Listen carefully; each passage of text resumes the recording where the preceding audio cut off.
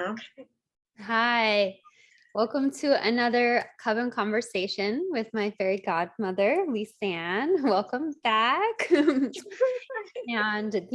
These Coven Conversations are all about transformation of consciousness, and we discuss certain topics. So today, let's go ahead and pull from our own cards. You want to go first, Mama? Sure, I'll go first. We're going to do two? Yeah, we'll do two. Okay. So we're doing this in terms of transformation and aging. Is that correct? Yeah. Okay. So Kind of the discussion today is, things that we're shy away from, which is aging and failure. So here's the first one. The first one is children in this deck. And many times, as I understand it, our choices that we make affect not only our physical children, but those that come after us in whatever chosen field that we're in, and how we inspire and how we set the tone and what legacies we leave. So this is really spot on in terms of the process of aging. Yeah. And number two, the divine feminine. Oh, how appropriate. Yeah. How appropriate is that? Yes, it is. Totally. As women, there's a whole thing that as you get older, you become useless. And, that's a whole topic we can open up more. But this is like, as always, when we get together, these readings are spot on. Yeah, totally. So I'm going to pull a couple from my deck, the Rider-Waite Tarot deck, which is, the classic. I just love this one. I think it's because it's just like, it feels like a little bit like of an art history deck. It is. That's a lovely observation, Jordan. Oh, wow. Okay. Interestingly enough. So we get the 8 of Cups and then also the 9 of Cups. So the 8 of Cups is like moving on. It's a journey, it's ascension. And the 9 of Cups is an implying of like contentment, wish fulfilled, things being enough exactly as they are, which is something that I've been like moving through as well. So on this one, the wish fulfilled, like I am enough. I don't know if you saw when I did my demonstration on the first day, I actually wrote down I am enough. And being I don't know how you feel, but like being the age that I am and doing these like demonstrations, my body is capable of doing like all these things that would be perceived as something beyond what age I should be doing this at.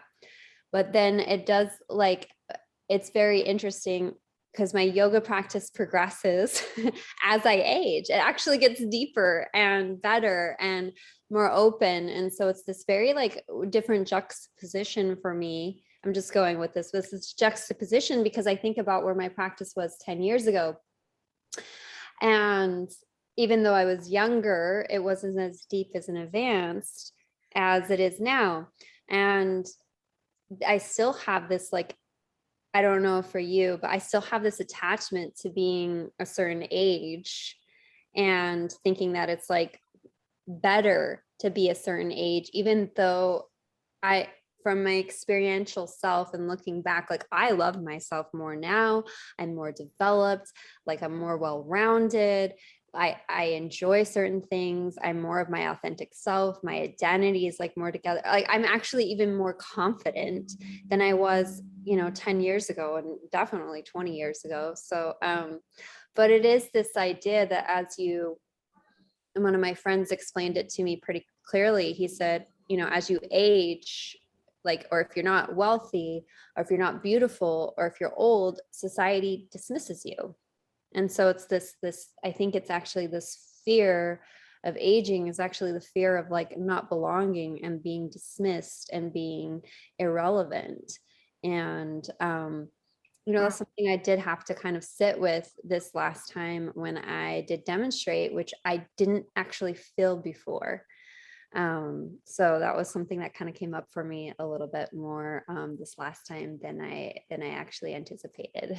So That's really, it's profound, Jordan. My experience in terms of yoga and presentation and demonstration was a little bit different. Mhm. When I first demonstrated in 2012, I believe, it was as if my body had the aging had, like, I completely reversed aging. I was and still am able to do things that in my 20s and even in my teenage years I couldn't do because I was so compromised as a child. And so I think the thread here is really how yoga heals our bodies and our psyches and our emotional structures, and that, especially as women, I mean, I'm over 60 and I see things with much more clarity and much more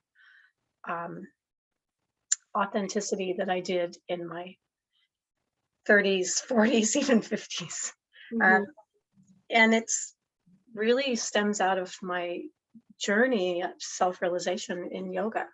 It's learning to, as you said, love yourself. And for myself, it's being able to turn the mirror around and look into the mirror and see that there is divinity inside of me and it shines outwards, which, this card right here is the divine feminine, and beyond that too, because we're all made of stardust.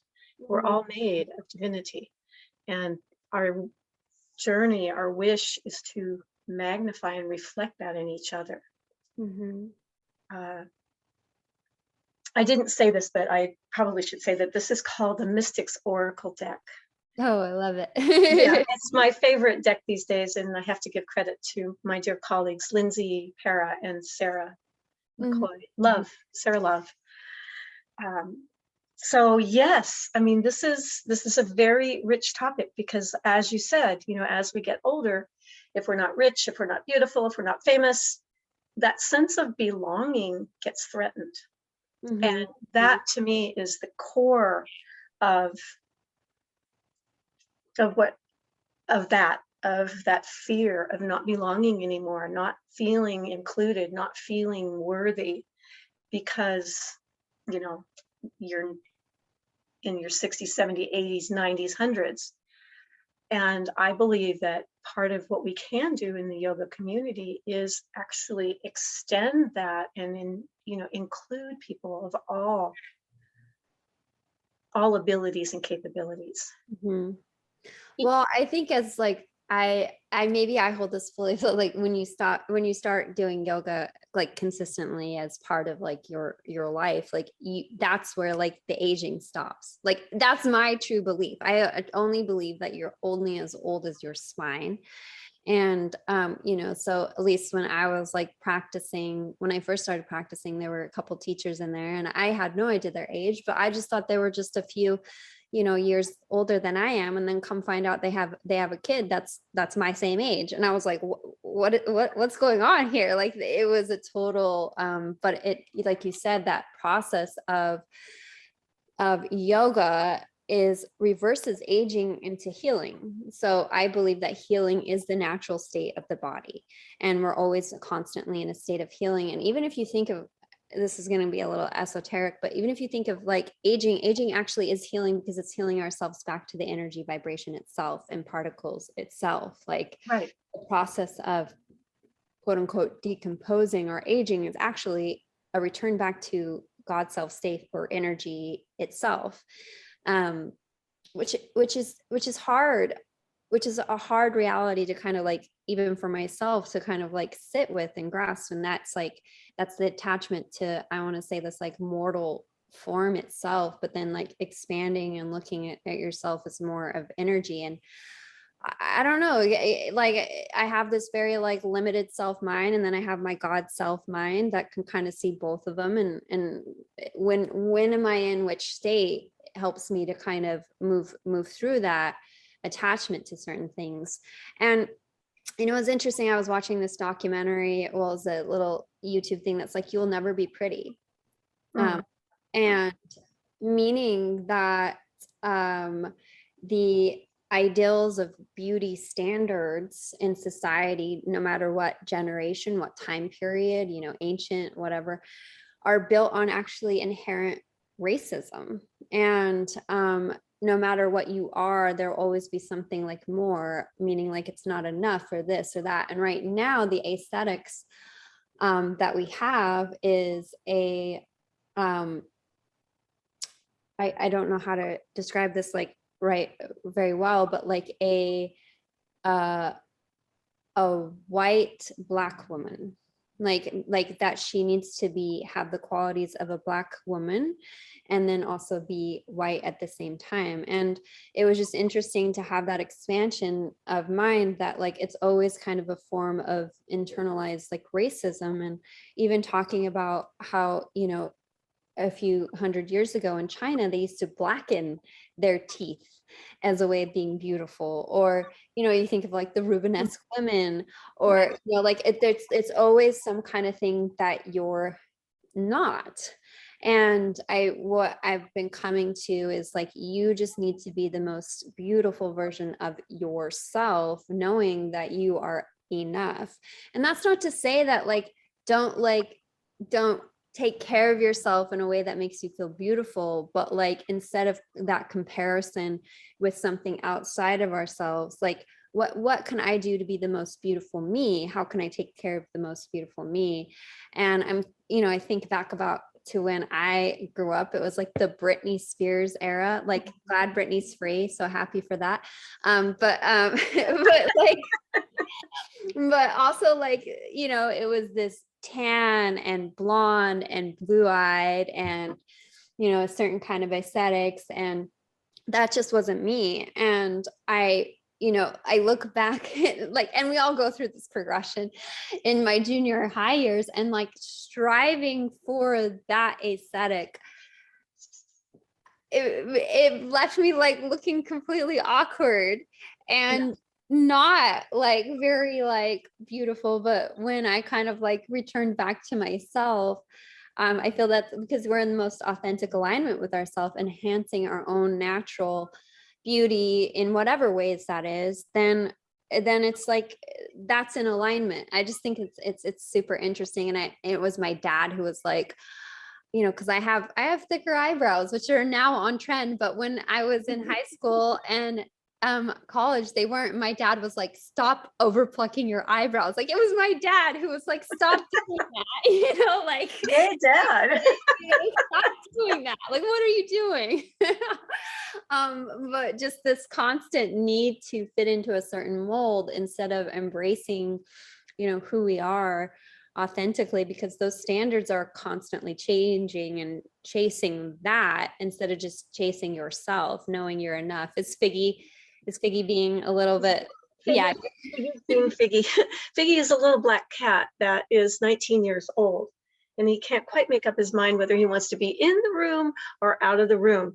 So I'm going to give him a couple of more meows, and then if he doesn't stop meowing, I'll get up and let him out. Yeah, he wants to probably be part of this. So he does, actually, little black boy.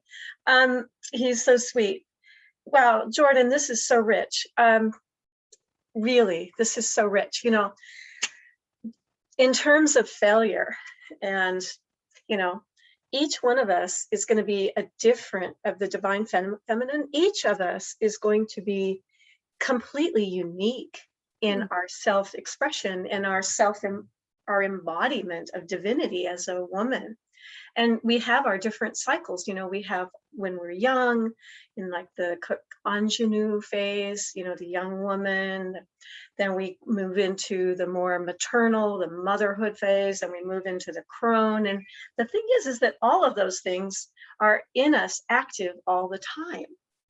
And I so agree with you that in finding, first of all, I agree with you that aging, I love that perception that aging is in a way like a journey back into where we came from. And that having that kind of mindset as we get older, I think is essential. Number one. Number two, really the whole line of failure being an opportunity. Mhm. It's so important.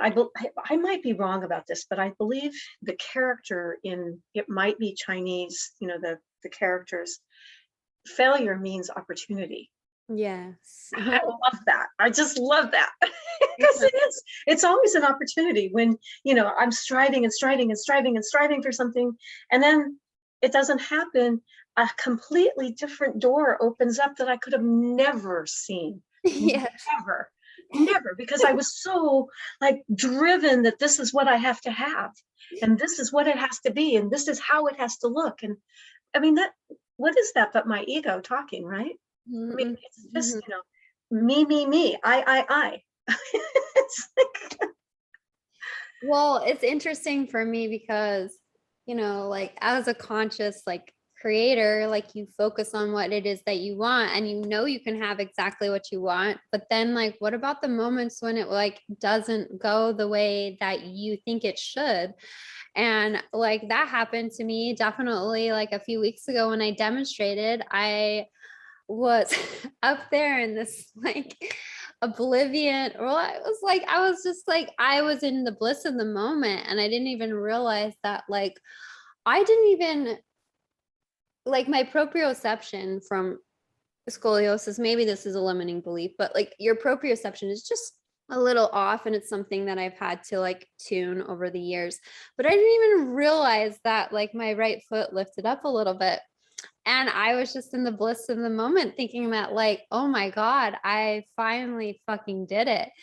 And bless, like, you know, Kim, we both have worked with afterwards, she had to tell me like what she saw. And I'm really grateful she told me that. So I wasn't like caught off guard in front of everybody.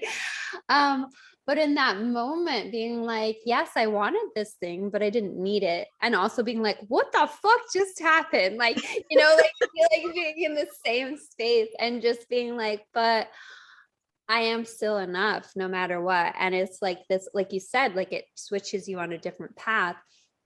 And but also I always tell my students, like, you are actually seeking failure in class, like that point where your body is giving out. You actually want to go there, because if you don't go to that place, you're never expanding. You're just staying in that little comfort zone.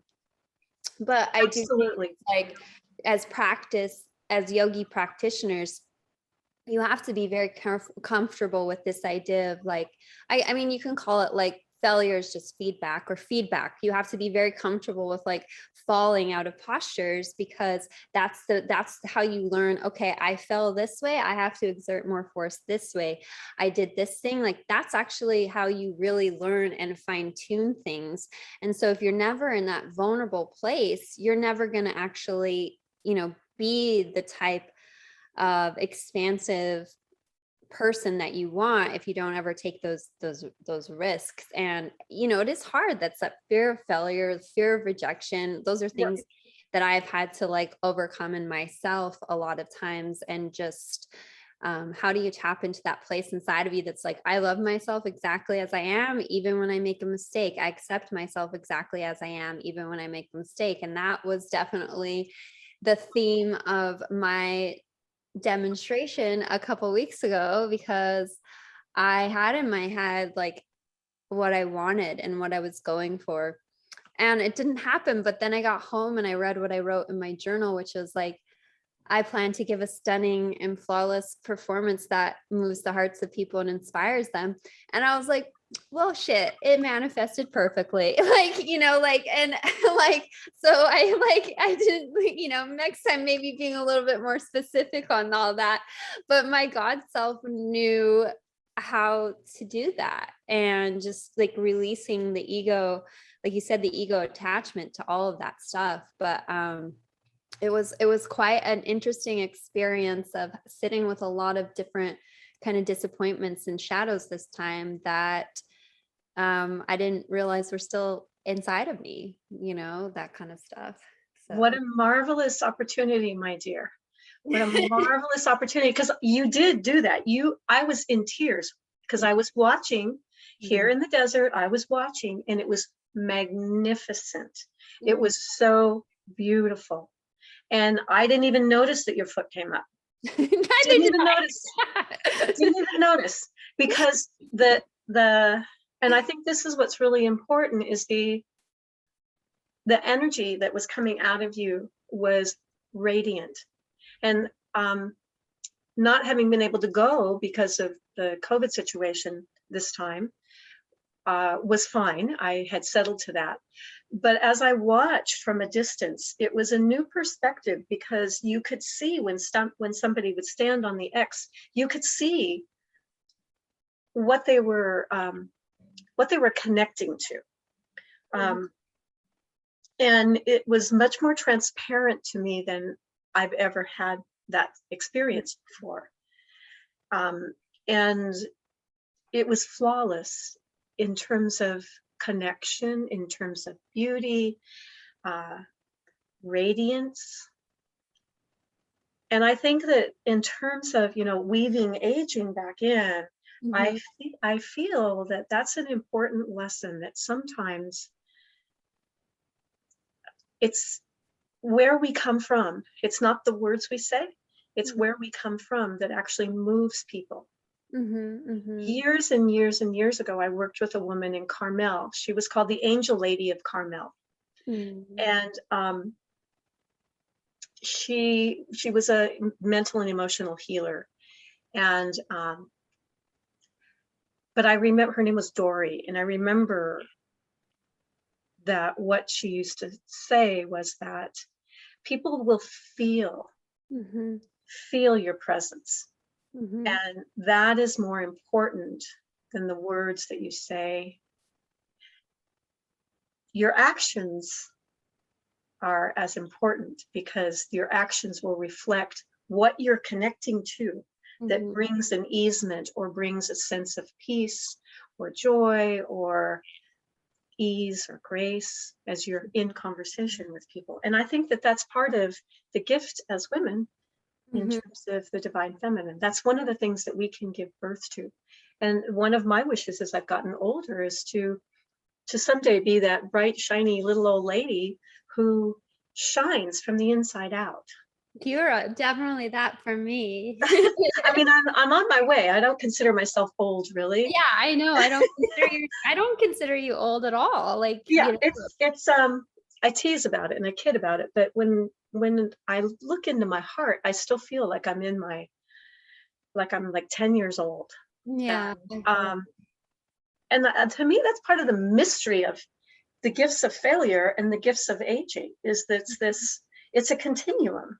We're not, maybe we're living in parallel universes, and, maybe as we affect, as we grow, as we evolve, we're affecting, because not only our own lives, but the lives of the people that we love and that are in our family, that are currently living, but as well as those that have gone before, in terms of the study of healing trauma in in the ancestors. So it's this wonderful dance. I don't know how else to describe it, that time becomes malleable when we start stepping into that place of eternal connection. It becomes malleable, and the ancestors are here to support us.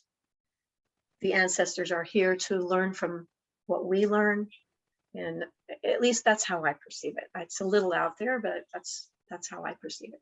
Well, I think it's connecting to the true self, which is the birthless, deathless, formless, ageless, shameless, fearless self. Like that's who we truly are. And then also just still allowing ourselves to have these like rich human experiences of attachment and connection and disappointment and failure and success, hope and joy, and all of that experience. And being with that. I do think that when you start to move through yoga, this is the price of yoga, is that you learn to feel so good in your body. And so so the discomfort that you used to experience prior to yoga, when you didn't know any different, actually becomes like even more like acute, like the contrast is a lot higher for me, because like, you know, I had a lot of low back pain prior to doing yoga. And so now if I feel stiff for like a day or two, it's very like heightened as well, because you're used to actually feeling that freedom in your body and that sense of kind of limitlessness in your body that yoga gives you, no matter what your postures look like aesthetically, like just that freedom and space inside of your body. There was something else you were saying that, like, touching on, can't remember at this time, but as far as like healing ancestral traumas, I play a lot with in my mind and my consciousness, like revision. So going back, I like that. and because time doesn't exist, so we can assign a different meaning to things in the past.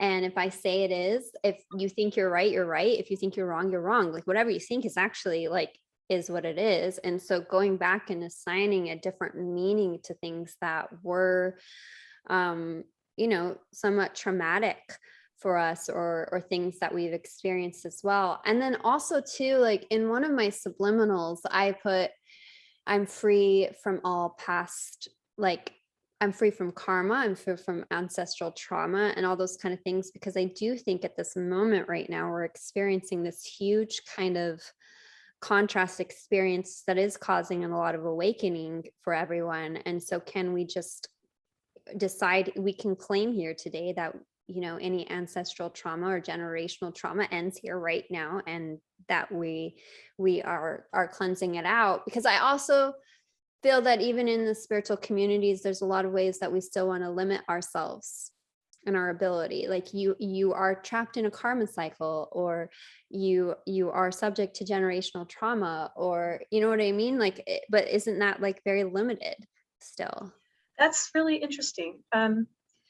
From that perspective, I can see it as being limited. I see it, you know, maybe this is my Piscean nature. I see it also as an opportunity to bring forward and heal. Mm-hmm. Because I agree with you, we're in this huge, you know, shift energetically. Dawn of Aquarius. I mean, and we have an Aquarian full moon at 5 a.m. tomorrow Pacific time. So how poignant, right? Right.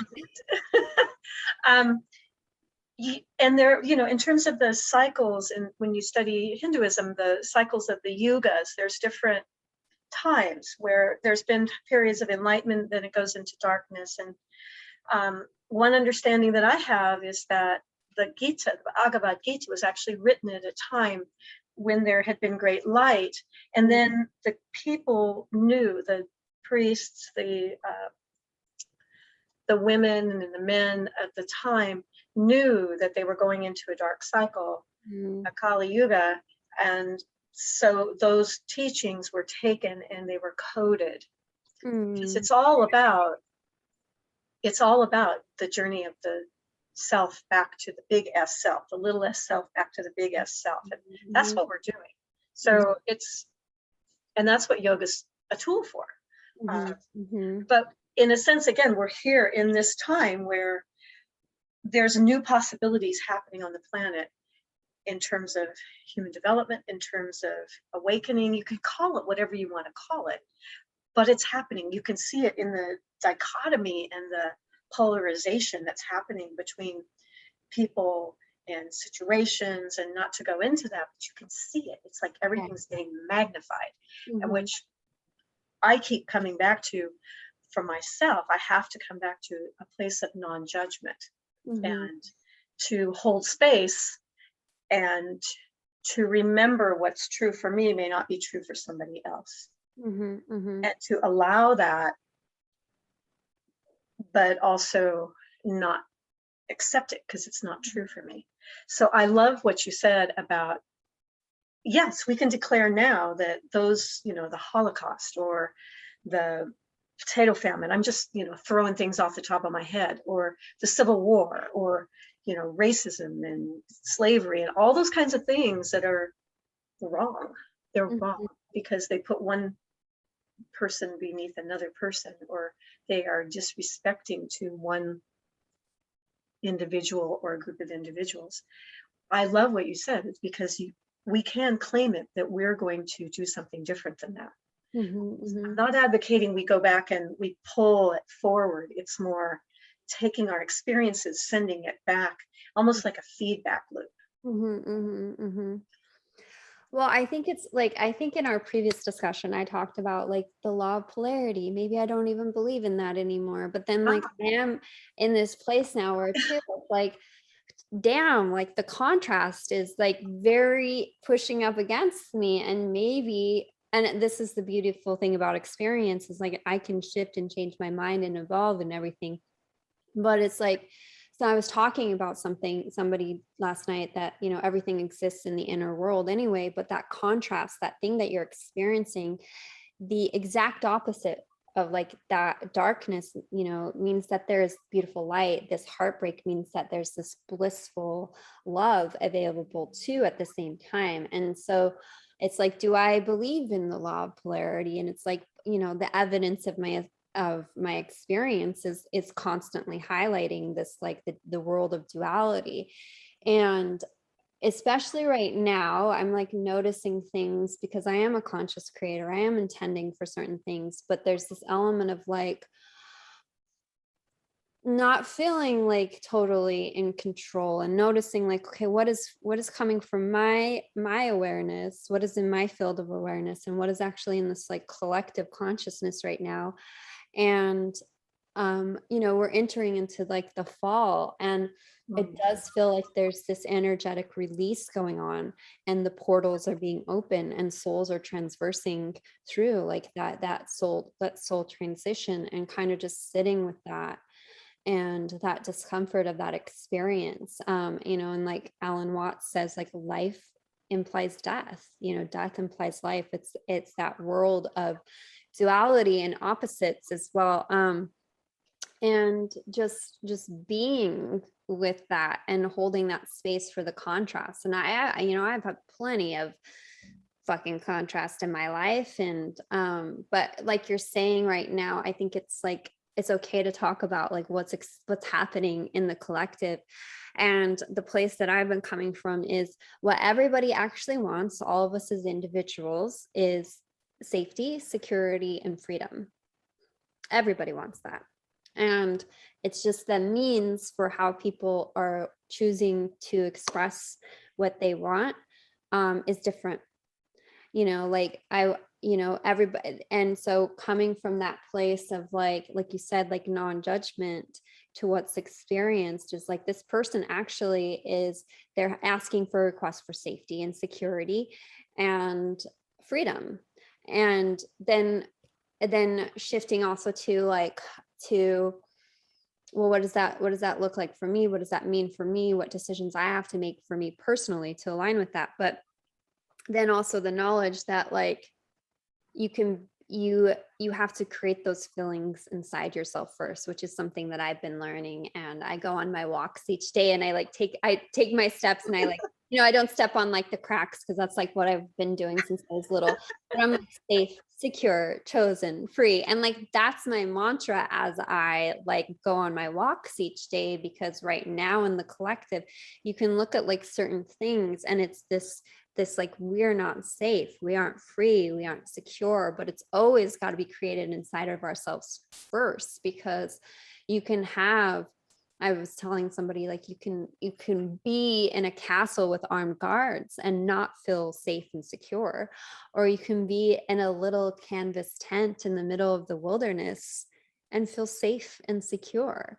It's all like this external experience, and it's okay to take external measures outside of yourself to ensure that, but also combining that with that internal alignment, like the alignment and the action being one and the same. And so yeah, there's a lot of like difficult decisions that are being made right now, but like stepping back, I think what hurts me the most is like the division between everybody, us and them, and right and wrong, when you just distill it down, like everybody is actually wanting the same thing. They're just think their means to achieve it is different right now. I totally agree. And I see this as a place where the law of polarity is at play. Yeah. And I see that part of our shift in consciousness is choosing to consciously be, number one, a conscious creator, but number two, to elevate and see it from a third perspective, a third vector. Because as spirits, as souls, we're completely connected. And the song, I am the ocean, I am the drop in the ocean, it's true. We are this ocean, we come from this ocean, and we're just little drops in the ocean, and we're here living this incredible human experience in these incredible bodies. And I agree with you, I want to feel the whole thing. I want to be consciously accepting joy and living joy and living and making the choices of how I experience setbacks or pain or death, and those, because that's part of the human experience. And part of what we're living with is that spiritual perspective that we are the creator, and we're living a human experience at the same time. And I may be wrong about this, but it seems like this time around, it's, in terms of the evolutionary cycle, it seems like the human race is really trying to move out of that kind of tribal, me and my people only matter, into a, wow, everybody matters, everybody has gifts. It's a different perception, and not judging the tribal, it's just that the human race, in my perception, is trying to evolve out of that into a more almost universal, and acknowledging the divinity in each of us. It's like trying to put my hand on your heart.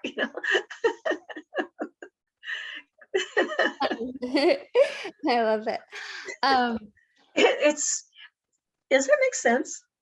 Actually, yes. And what I thought too when you said that is like the almost, if we're ascending into this universal like oneness collectivism, what's happening is this division and this tribalism is getting heightened to the point where I feel like, and I've talked about that before in Yoga Nidra, it's like sometimes you want to heighten the things that you don't want so that it fully extinguishes. So it's kind of this like, you can, in my head, it's just like it's amplifying to the point where it will no longer have any fuel, and it will just kind of extinguish and burn itself out.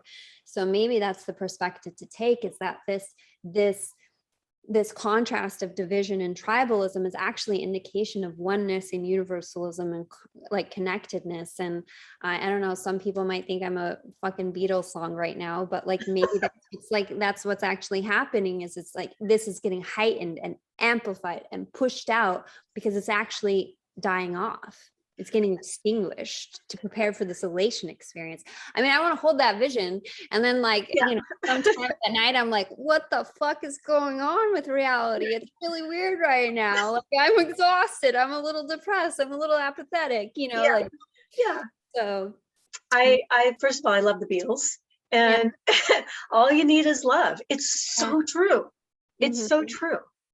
It's, love has different, you see love through different eyes, but it comes down to love, honor, respect, cherish, uplift, do no harm, compassion. These are all like part of the glittering jewel of love that has many, many, many facets to it. It's I know it sounds so trite, but it's true. We get to choose moment by moment, breath by breath. Are we going to choose love? Or are we going to choose to be fearful? And we are. It's also loving those parts of us that are fearful and reactive. Well, it's something that I had to sit through. July was quite the month to bring a lot of triggers to the surface for me. And I had an experience where I didn't feel like I acted in my best self, and to sit with that, and to sit with like the part of me that was, man, I'm a little rageful, I'm a little crazy sometimes, I can be a little bit stubborn, and I love and accept myself, to actually sit with that, and instead of rejecting that, and going the opposite direction, because I feel like so many times we'll reject that part of ourselves, try and scrub it out, make ourselves even more perfect. And I'm getting to a point where it's like, oh, fuck, I'm tired of that. Like, it's not working. It's better to love and embrace that part of myself, like making peace with that part. And then it can actually dissolve. Then it can actually dissolve. What you resist persists. So if you resist this part of yourself that you consider dark or shadow or, fearful, that is not loving. That's not the loving thing to do. It's actually embrace it, love it, and then it will dissolve. Anyway, I totally because, I've been very obsessed with the Map of Consciousness by David Hawkins, as you know, in the Rainbow Receiver scripts. I'm like this and this, but acceptance is at such a higher level than, even courage or even neutrality towards something. So if you actually accept these parts of yourself that you don't like, it can dissolve, and it puts you into a higher state of being. And going back to the terms of the yoga championships, some people asked me how I was doing. I was like, I'm at peace, but of course I feel sad. But that can exist all at the same time. That's right. I'm at peace with what happened. I have no resistance to what's happened. And of course I felt sad and a little disappointed, and it's completely dissolved to the point right now where I'm like, okay, that was an experience. And it's just been a couple of weeks and it's completely dissolved out. But instead of resisting it and fighting against those feelings, just being with it and being okay. And Yeah. Yes. I guess my thing is I want to sit here on this coven conversation and act like, I don't have it all figured out. I'm a little thug, I'm a little outlaw. I get sometimes I can be a little firework about things. Somebody told me 95% of the time, you're amazing, Jordan. 5% of the time you get a little bit of that Cancer claw, figure out but also loving that part of myself too, that does actually make me part of me and who I am. And those close to me, my friends close to me, know that I would handle stuff for them, a little mafioso kind of type of energy that I have. And getting to this place of it goes back to aging and beauty and the concept. There's a book called The Curse of the Good Girl, which is this concept of the good girl. So the good girl never speaks up. She's passive. She, people pleases everybody. She takes care of everybody else. She doesn't do certain things. And then there's the bad girl, the rebel and all the stuff, who's the very antithesis of this, because she's rejecting the good girl. And what happens is good girls, they have negative emotions, but then they approach it with their friends and other people through gossip, backbiting, all those kind of behaviors. Right. It's still coming out. And what this book is advocating for is moving to authentic girl. Yes. Not good, not bad, authentic. Right. And authentic. That's something that I read that book maybe in 2009. It's something that I've been releasing. It doesn't, as a society, to be a man, and this might be gender norms or whatever, you guys can call me out on it later if you want. You are praised for being direct. You're praised for being assertive. And as a woman, that gets oh, well, you're being a bitch. And so being direct and almost confrontational is something that I've had to kind of make peace with. Is I'm not gonna bitch about you behind your back. I will come and address it with you directly. And then also sitting with oh, well, now I'm not the good girl because I disrupted the peace, but it's authentic. I was being authentic and true to myself as well. And just being you know, being in that place of authenticity, like that, and that's universal love. And I accept myself exactly as I am, even when I make a mistake. And that's what I've been moving through. I accept myself even when I'm a little crazy. I accept myself when I'm a little awkward. I accept myself when I don't know the right things to say, et cetera, et cetera. Like, because I'm authentically me. Right. Jordan, I have to say something. First of all, yes, 100% to what you're saying. 100%. And what it calls to mind in me is the preponderance in some aspects of the spiritual or the yoga community to spiritual bypass. Mm-hmm. And that's dangerous. Mm-hmm. That is very dangerous. I mean, I've done it. I'm not perfect, you know. I've done it. I've pretended to be one thing, and you know, and then something else is actually going on in my life. You know, it's that's part of sitting with and embracing those parts of us that are not so beautiful, that are not so kind, that are not well-meaning. You know, we all have that. I mean, the trick is how quickly can you catch it and reset it? Mm-hmm. At least that's for me. I mean, like, if I've got something going on with somebody, I'm going to talk to them rather than talk behind their back. Mm-hmm. Mm-hmm. Because it's energy can't be destroyed. If I say something behind somebody's back that's negative, they're going to get it somehow.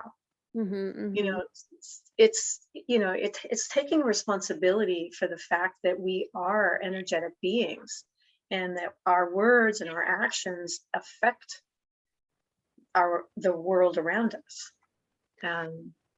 Yeah, it's taking responsibility for that, like energetic contribution.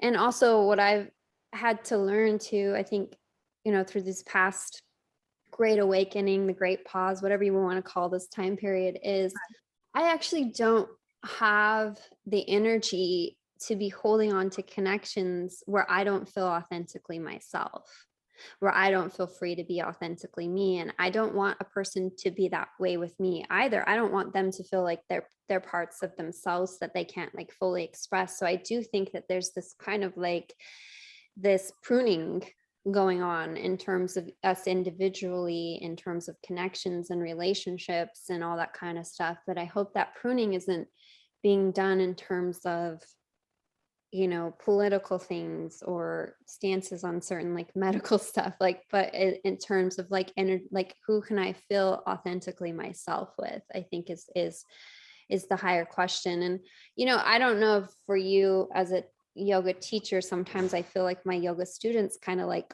will put me on the pedestal a little bit, and I want to be like, I do not want to be on that at all, and I will like knock myself off. Like I am just, and one of the things that my first studio owner says, if somebody thanks you for a class and they tell you a good job, like don't, it's not you, it's the yoga. If they tell you it's a bad job, it's not you, it's the yoga. Like it's the yoga, it's not even about you. So like taking yourself out of that equation. And yeah, so just being in this place of I am established in the yoga communities now. I am looked at as a leader in some ways, but then also being like, you know, I'm a fucking mess sometimes, you know, like, and just being okay with that and that humanness and authenticity. And like, I don't have my shit figured all out. And I'm just the same as you. We're all just, you know, we're all passerbyers in this thing called life. And I don't have it more figured out than you do. And I'm just constantly learning and evolving and trying to improve and be better and align with like, mostly I just want to have joy and peace in this life. And I think that's probably from the deep heartache and pain that I've experienced, is just this desire to move towards that. Like somebody was like, you don't know how much violence it took to make me this gentle. And that's that contrast. And so, right. That's you beautiful. know, Yeah. and like you know, like, and it's this internal violence inside of ourselves sometimes that actually can create that place of like really being so gentle. Yeah. And that development of self-compassion and how it can extend to others. you know, we're, one of the things that I say to my students a lot is, you know, well, you really don't need me anymore because you're knowing the postures, you know how to do the postures. This is mostly in the yin community that I'm part of. But they're like, no, we do. And I say, yes, but the thing is now we're sharing something together, because every time I'm teaching, whether I'm teaching a gauche lineage class or I'm teaching a yin class, I always learn from the people that come. Mm-hmm. And that, I love what you said, that it's not me doing a bad or a good job. It's yoga. And what it magnifies in somebody is what's going to come out of them. Because it's a little bit like you pour high fuel in and something's going to come out. Or you pour the yoga, even if it's not quote high fuel, you pour the yoga in, it's like a bottle brush or something, you know, it cleans things out and stuff has to leave. And sometimes the stuff that leaves isn't so pleasant, but sometimes it's like pure gratitude, or sometimes something isn't pleasant and then the gratitude comes with that. That's one of the things I love about teaching is that it's never the same. It's always different. The other thing I wanted to say is, you know, quoting Ram Dass, who I got to see several times in Northern California in the 70s. I know, right? Flower child, yeah. Flower child. That is quintessential. Yeah, it was pretty amazing, actually. But he used to say, you know, we're just all walking each other home. And I know it's become kind of a trite thing to say, but it's so true. And then I believe it was Timothy Leary had said, but I'm not sure. It might have been one of those other Beat Generation guys. We're all just bozos on this bus. Yeah, you know, because we really are. And that's that beautiful dialectic of being a human. We're this divine, radiant, connected, extraordinary spirit soul. And then we're just this bozo, you know, that is learning here in Earth School. So all that. I do find as I teach, like, the more that I am like authentically me and I take the risks in classes, and I do find like I can channel in some really beautiful things while I teach, but then also there's just like this place of like, I used to be so kind of reactive towards how students like felt about my classes or this or that. And of course I love my students, but I actually now in a place like, I don't give a fuck, like, you know, like, and just being in this place, like, I'm here to teach the yoga. If you like it, then so be it. Like, if not, then that's okay too. And I feel like that's actually just moved me into a place of just like ease and enjoyment with teaching, because there isn't so much attachment towards like, you know, trying to please people, and just staying true to the way I understand yoga, which is, okay, there's another thing too, you know, in terms of like, I'm going to just say this, in terms of doing yoga competition, I've been doing them for 8 years. So I've gotten a lot of people being like, there is no yoga, there's no competition in yoga. And I was like, are you fucking kidding me? There's tons of competition in yoga. It's always competition between the higher self and the ego. And the Bhagavad Gita talks about that too. And even Krishna not wanting to go to war, but he goes to war and he fights and all this stuff. And like, so, but then I've come to this place of like, the meaning of yoga is as unique to the practitioner itself, you know. And there's Alan Watts. Okay, so you're Ram Dass, like, I know you love Alan too, but like I love Alan. Like, yeah. I love Alan, you know, like Alan and I will curl up on Sundays together.